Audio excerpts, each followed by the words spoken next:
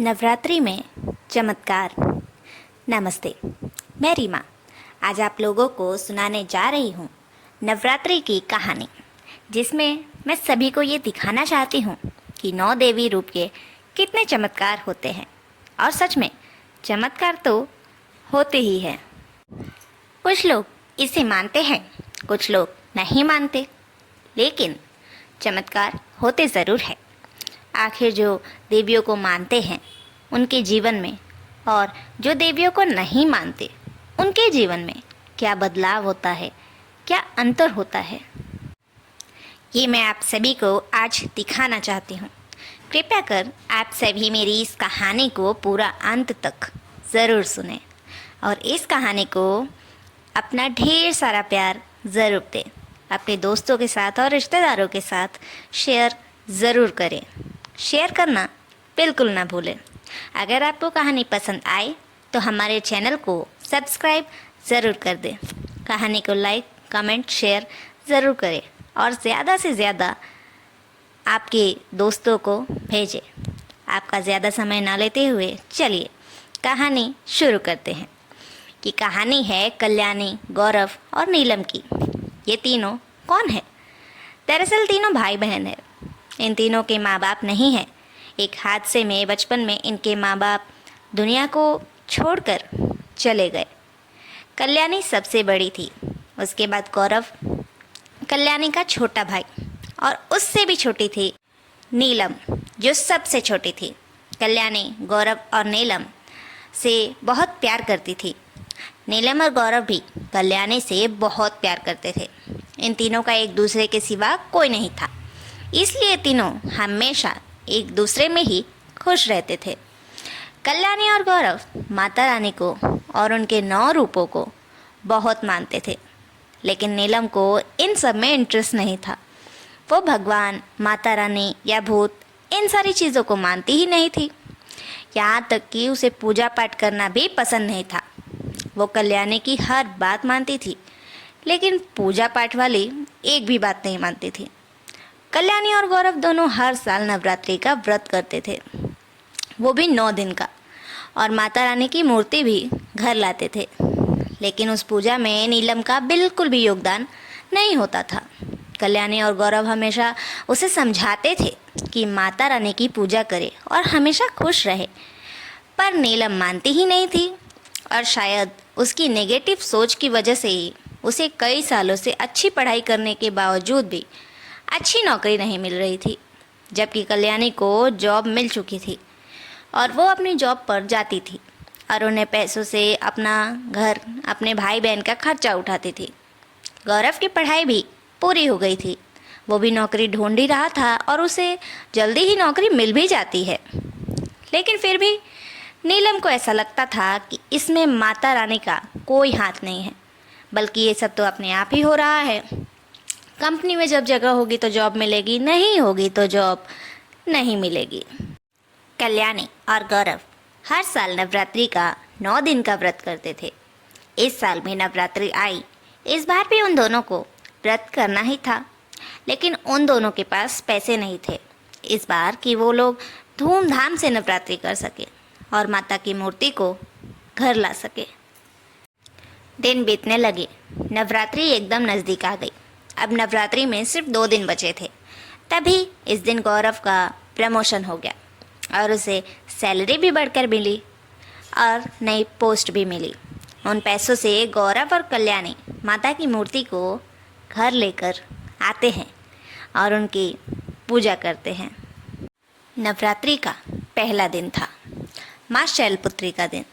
उस दिन गौरव और कल्याणी दोनों ने ही पीले रंग के कपड़े पहने थे, क्योंकि माँ शैलपुत्री के दिन पीले कपड़े पहने जाते हैं और उस दिन माता शैलपुत्री को सफ़ेद रंग का कुछ भोग लगाया जाता है।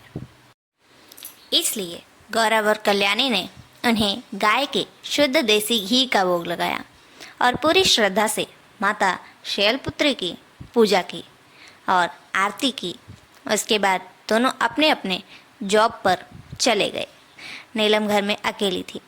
उसका काम था 9 दिनों के अखंड ज्योत में समय समय से घी डालना, ताकि ज्योत बुझ ना जाए भी वो ज़बरदस्ती कर रही थी।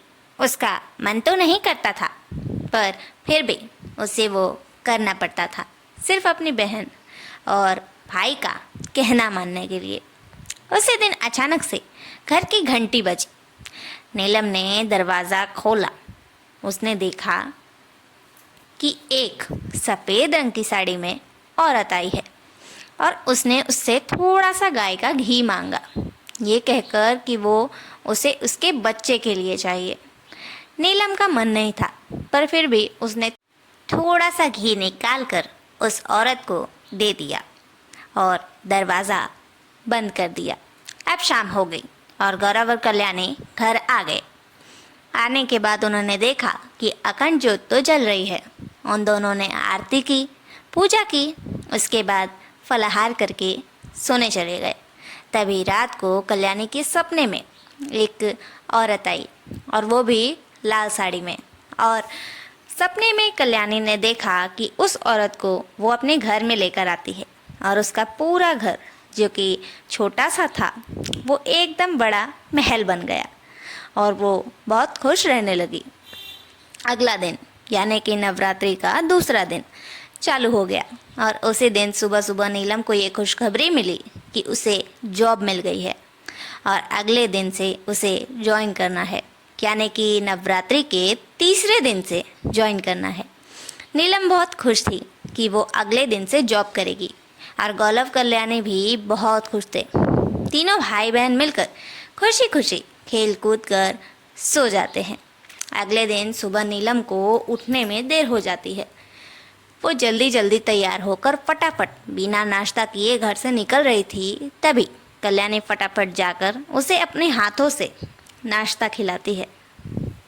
उसके बाद कल्याणी और गौरव भी अपने अपने काम पर चले जाते हैं। नीलम रास्ते में जा रही होती है, तभी उसे एक छोटी सी बच्ची दिखाई देती है जो गड्ढे में गिर गई थी और मदद के लिए चिल्ला रही थी, पर कोई उसकी मदद नहीं कर रहा था। नीलम उसकी मदद करने के लिए रुकती है, पर तभी उसे उसकी कंपनी से कॉल आ जाता है कि उसे 10 मिनट के अंदर अंदर पहुंचना होगा, वरना उसे ये जॉब नहीं मिलेगी। नीलम घबरा जाती है और उस बच्ची को वहीं छोड़कर वो आगे बढ़ने लगती है। वो जल्दी जल्दी कंपनी में पहुंच जाती है। उसे ये जॉब मिल जाती है। वो जैसे ही अपने केबिन में जाकर बैठती है, तभी वहाँ का प्यून उसे जाकर बताता है कि इस कंपनी के बॉस अपनी इकलौती बेटी को लेकर यहाँ आ रहे हैं, तो हम सबको उनका वेलकम करना है। तभी नीलम मन ही मन ये सोचकर खुश होती है कि अगर उसने उस बच्ची की मदद की होती तो वो यहाँ टाइम पर नहीं पहुँच पाती और उसे ये जॉब नहीं मिलती।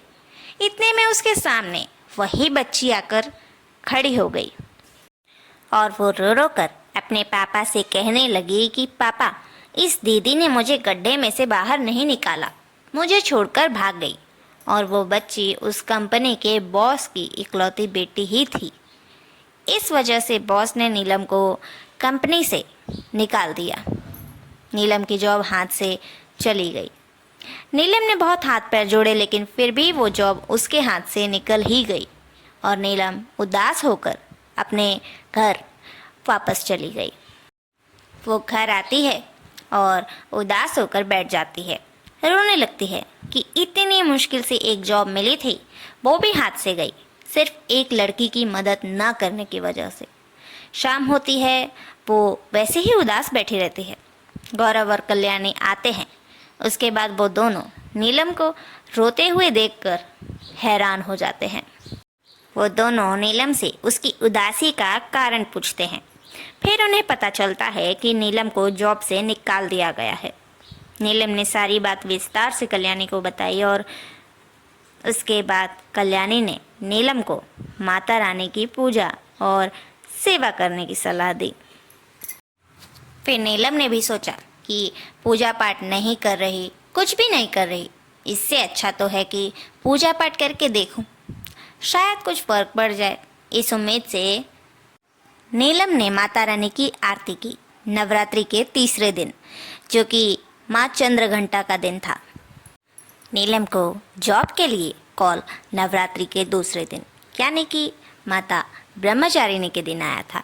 और अब तीसरे दिन उसने आरती की और उसके बाद वो चौथे दिन, पांचवें दिन और छठे दिन पूरे मन से माता रानी की सेवा करती है, बस इस उम्मीद में कि शायद सब सच कहते हैं, माता रानी का चमत्कार होता है। नवरात्रि का चौथा दिन माता कुष्मांडा का होता है। उस दिन नीलम ने खुद माता जी के लिए भोग का मालपुआ बनाया और माता जी को भोग लगाया। ठीक वैसे ही पांचवें दिन नीलम ने माता स्कंद माता को केले का भोग लगाया और पूरे मन से उनकी आरती की। नवरात्रि का छठा दिन माता कात्यायनी का होता है। उनका प्रिय भोग होता है शहद, इसलिए नीलम बाजार जाकर माँ कात्यायनी के लिए भोग के लिए शहद लेकर आती है और माता रानी को शहद का भोग लगाकर उनकी पूजा करती है। शाम को आरती भी होती है। उसके बाद तीनों भाई बहन सो जाते हैं। नवरात्रि का सातवां दिन आया। उस दिन नीलम को एक फ़ोन आता है, वो भी उसने ऑनलाइन जॉब के लिए फॉर्म भरा था, उसका इंटरव्यू होने वाला था, इसलिए कॉल आया। नीलम बहुत खुश हो जाती है और सुबह सुबह फ़ोन कट करने के बाद जाकर माता रानी को थैंक यू बोलकर उनको गुड़ का भोग लगाती है, क्योंकि उस दिन माता कालरात्रि का दिन था और गुड़ उनका प्रिय भोग है। और फिर वो ये खुशखबरी अपने भाई बहन को बताती है। कल्याणी और गौरव दोनों बहुत खुश हो जाते हैं। नवरात्रि के 8वें दिन उसका इंटरव्यू था। 7वां दिन बीत गया। अभी नीलम इंटरव्यू के लिए जाती है और जाने से पहले माता महागौरी को उनका प्रिय भोग नारियल चढ़ा कर जाती है और उसे उसकी जॉब मिल जाती है। बस नवरात्रि के 9वें दिन से यानी कि माँ सिद्धिदात्री के दिन से ही नीलम सुबह सुबह पूजा पाठ करके और उनको उनका प्रिय भोग काला तिल लगाकर ऑफिस के लिए निकल जाती है। तभी अचानक उसे वहाँ एक छोटा सा बच्चा दिखाई देता है, जिसका पैर एक नाले में फंस चुका होता है और निकल नहीं रहा होता। सभी लोग देखकर चले जाते थे, पर कोई उस बच्चे की मदद नहीं कर रहा था। नीलम ने सोचा कि ऑफिस के लिए देर हो रही है, मैं ऑफिस चले जाऊं, लेकिन उसका मन नहीं माना। एक बार जो गलती उसने की थी, उसकी वजह से उसने अपनी जॉब को गंवा दिया था। इस बार वो नहीं चाहती थी कि वो भगवान को या उनके किसी भी इशारे को मिस करे। वो जाती है और उस बच्चे की पहले मदद करती है। उसके बाद नीलम ऑफिस पहुंच जाती है और अपना काम शुरू कर देती है। फिर नीलम को ये एहसास हो जाता है कि भगवान को ना मानना कितनी बड़ी भूल है। भगवान होते हैं, चमत्कार भी होते हैं और सच में माता रानी सबकी सुनती है, क्योंकि नीलम ने पूरे मन से माता रानी की पूजा की, सेवा की और उसे उसका फल भी मिला। उसने अपनी ये खुशी अपने भाई बहन कल्याणी और गौरव से बताई। उसके बाद उन तीनों ने ही कन्या पूजन की रस्म साथ मिलकर की। 9 कन्याओं को भोजन कराकर उन लोगों ने अपनी नवरात्रि की पूजा को पूरा किया और अब कल्याणी और गौरव के साथ साथ नीलम भी माता रानी को मानने लगी है। तो दोस्तों, सबसे पहले मैं बताना चाहूँगी आप लोगों को इस कहानी की सीख यही है कि दोस्तों, अगर हम भगवान को मानते हैं, उनकी पूजा अर्चना करते हैं, इससे हम भगवान पर एहसान नहीं कर रहे हैं, बल्कि हम अपनी ज़िंदगी को सुकून भरा और शांत मधुर बना रहे हैं। और अगर हम भगवान जी को नहीं माने और नेगेटिविटी में ज़िंदगी को जिए तो ये हमारे लिए बिल्कुल अच्छा नहीं है। इसलिए चाहे हम कितने भी मॉडर्न क्यों ना हो जाए, हमें भगवान को मानना चाहिए, उनकी पूजा करना कभी नहीं छोड़ना चाहिए, क्योंकि वही है जो ये धरती चला रहे हैं। उनके बिना कुछ नहीं, जो है सब कुछ उनसे ही है। जय माता दी। तो कैसी लगी आप सभी को हमारी ये नवरात्रि स्पेशल कहानी? कमेंट करके हमें ज़रूर बताएं और इस वीडियो को अपने ज़्यादा से ज़्यादा दोस्तों और रिश्तेदारों के पास ज़रूर शेयर करें। और अगर चैनल को सब्सक्राइब ना किया हो तो सब्सक्राइब ज़रूर करें और बेल आइकन दबाना बिल्कुल ना भूलें।